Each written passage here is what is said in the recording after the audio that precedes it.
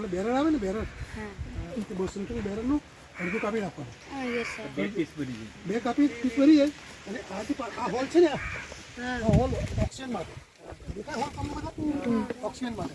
આપણે એવા 2-3 હોલ કરી એટલે પછી એક બીજો હોલ કરવાનો.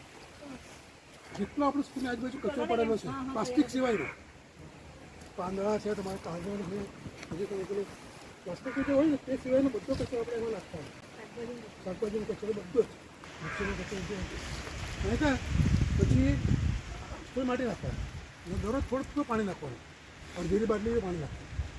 15-20 દિવસ થાય એટલે અહીંયા એટલામાં આપણે જે બેરલ છે ને, બેરલનો પેલો ભાગ છે ને તે ખુલી નાખે ને તો 250 મૂકી દેવાનું. કેટલા?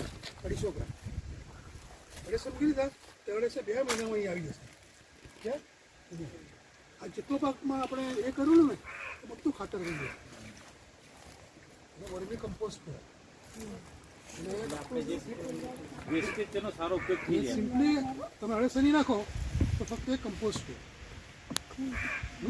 વારમાં એટલે અળસિયા એના નામ પછી આજે 12 રૂપિયા 15 રૂપિયા કિલો વેચાય.